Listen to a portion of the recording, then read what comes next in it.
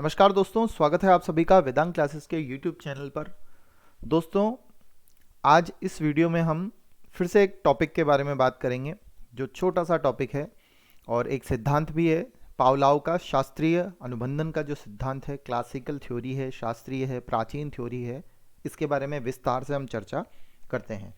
देखिए, मात्र ये 5 मिनट का ही ये चैप्टर है देखा जाए तो फटाफट इसे देखते हैं। क्लासिकल कंडीशनिंग थ्योरी, जिसे सी थ्योरी या CR थ्योरी के नाम से भी जाना जाता है, क्योंकि ये अनुकूलित अनुक्रिया है ना, तो CR थ्योरी के नाम से भी इसे जाना जा सकता है। CC थ्योरी के नाम से इसे भी जाना जा सकता है, CC है ना।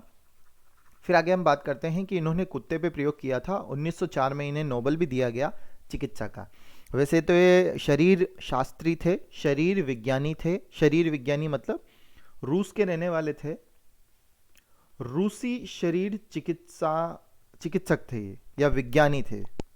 IP पावलोव इनका पूरा नाम है, पावलोव के नाम से जाना जाता है ये। और इनका सिद्धांत के उपनाम है प्राचीन, शास्त्रीय, क्लासिकल। अनुकूलन हुआ कुत्ते की लार और घंटी का तो अनुकूलित अनुक्रिया, अनुबंधन हुआ तो अनुबंधित अनुक्रिया, संबंध बना तो संबंध, रिएक्शन हुआ तो प्रतिक्रिया, संबंध प्रतिक्रिया या संबंध प्रत्यावर्तन भी इसे कहते हैं। ठीक है, आपसे पूछा जाए कि बंध सिद्धांत, संबंधवाद, ठीक है ना, ये किसके नाम है, तो ये थॉर्नडाइक का सिद्धांत है, उसके नाम है।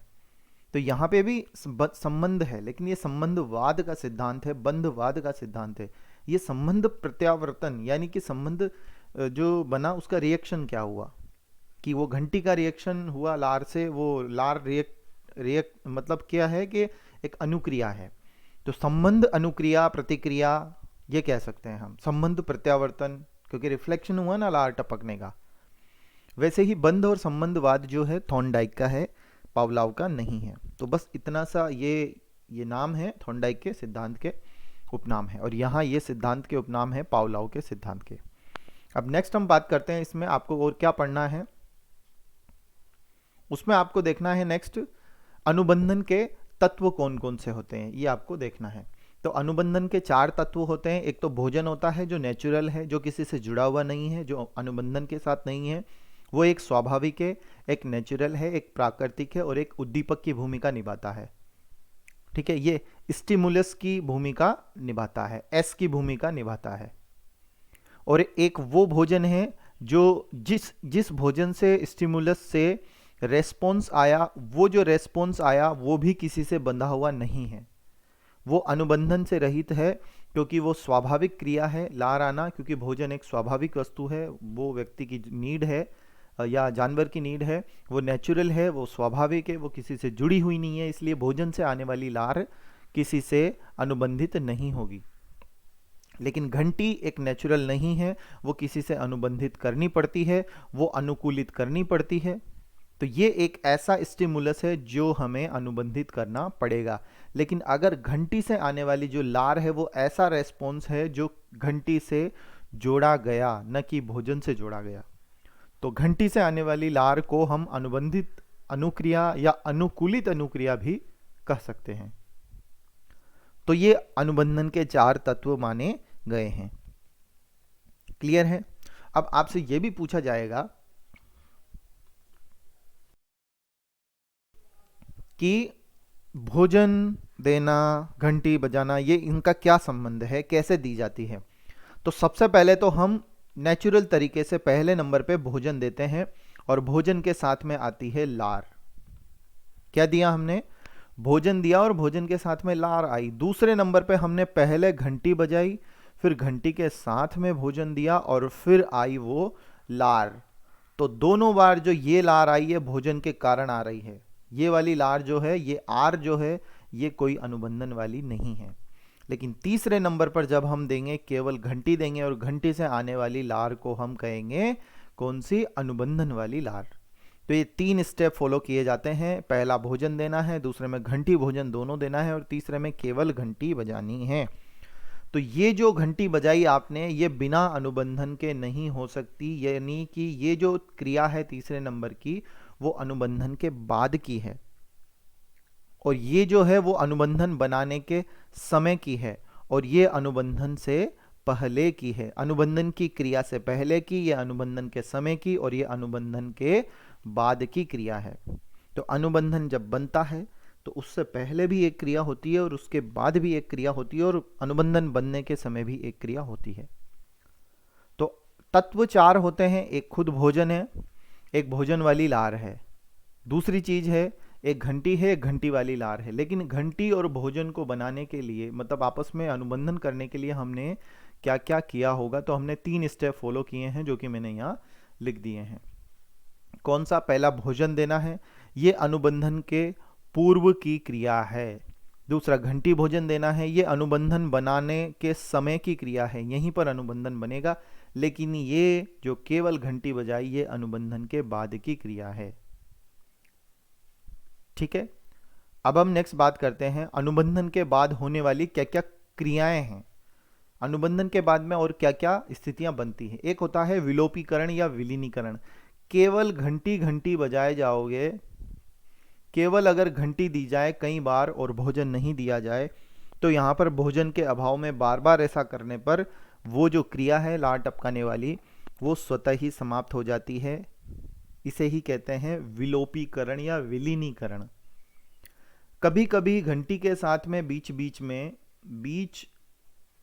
बीच में यदि भोजन दे दिया जाए, अगर बीच बीच में भोजन दे दिया जाए तो इससे फिर से लार आ जाती है एक ही प्रयास में। जैसे मान लीजिए 4 बार घंटी बजाई, लार आ गई, 5वीं बार में फिर भोजन के साथ में घंटी बजा दी या घंटी के बाद में भोजन दे दिया, तो लार बरकरार रहेगी आगामी 3-4 बार तक भी।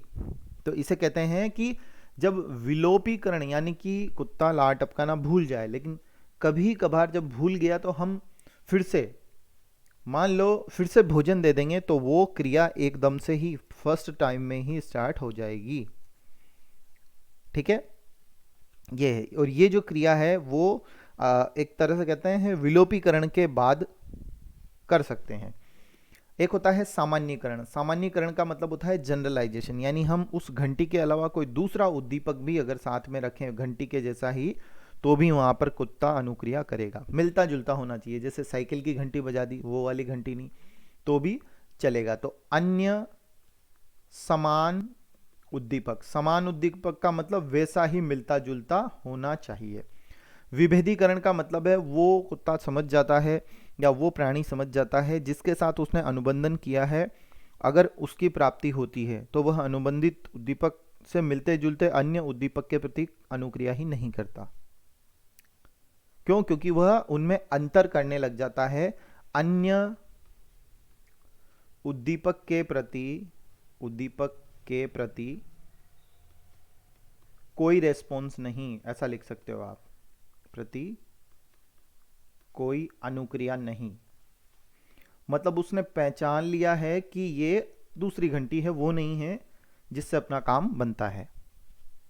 अगली बात करें उच्च क्रम अनुबंधन। उच्च क्रम अनुबंधन का मतलब है घंटी के साथ में यदि मैं कुछ पटाखे की आवाज, कुछ सीटी, अन्य उद्दीपक भी जोड़ दूंगा तो भी वह अनुबंधन हो जाएगा। मतलब घंटी के अलावा फर्स्ट टाइम में दूसरी चीज भी जोड़ने पर वो भी अनुबंधन में आ जाए, इसे कहते हैं उच्च क्रम अनुबंधन। मतलब एक स्टेप और एक चीज और जोड़ देना, उच्च क्रम अनुबंधन ये कहलाता है। यानी सीएस के साथ में अन्य कोई सीएस फिर से जोड़ दिया जाए, 2 सीएस जोड़ दिए जाएं तो भी अनुबंधन हो जाएगा, तो भी लार आ जाएगी। फिर उसके बाद 3-4 बार आप घंटी हटा दो तो वो जो नया उद्दीपक आपने जोड़ा है वो जुड़ा रहेगा, उसके लिए भी कुत्ता अनुक्रिया करेगा। अगली हम बात करें पावलोव के जो सिद्धांत है उसमें शैक्षिक उपयोग की। तो शैक्षिक उपयोग में हम भय, प्रेम, घृणा आदि भावों को उत्पन्न करने के लिए भी इसका प्रयोग कर सकते हैं। इस सिद्धांत का अध्ययन अध्यापन में श्रव्य दृश्य साधन होते हैं, उसका प्रयोग कैसे करना है वो सीखने के लिए भी हम इसका प्रयोग कर इस सिद्धांत का उपयोग करते हैं। भाषा सीखने सिखाने में, वस्तुओं को नामबद्ध करने में ये सिद्धांत काम आता है। और आदतें, रुचियां, अभिवृत्तियां, ये सब सिखाने में भी ये उपयोगी है, क्योंकि हम एक ही चीज़ को बार बार देंगे तो आदत बन जाएगी। जैसे जूते खोलने का स्टैंड है, वो आदत बन जाती है कि वहीं आदत बनती है, वहीं खोलते हैं। तो ये सब है आदतें सिखाने में, रुचियां डेवलप करने में, अभिवृत्तियां सीखने सिखाने में, पढ़ने पढ़ाने में वस्तुओं को नामबद्ध करना कि ये वस्तु क्या है, उसके साथ चित्र जोड़ देना। तो चित्र दिखा करके हम अनुबंधन कर देते हैं किसी वस्तु का। जैसे हमें सेब सिखाना है तो सेब का चित्र दिखा करके हम ए पढ़ाएंगे तो ए से एप्पल बच्चा बोलने लगेगा, तो ये अनुबंधन है। श्रव्य दृश्य जो साधन यूज़ करते हैं उनको कैसे यूज़ करना है, किस चीज़ के साथ किसको यूज़ करना है, तो वो भी हम इसी सिद्धांत से सिखा सकते हैं। तो इस सिद्धांत में इतना ही है। अगर ये आपने पढ़ लिया तो मतलब आपके 90% जो क्वेश्चन कहीं से भी बनेंगे आप आराम से इन्हें कर पाएंगे। ठीक है दोस्तों, तो मिलते हैं एक नए वीडियो के साथ में। जय हिंद, जय भारत।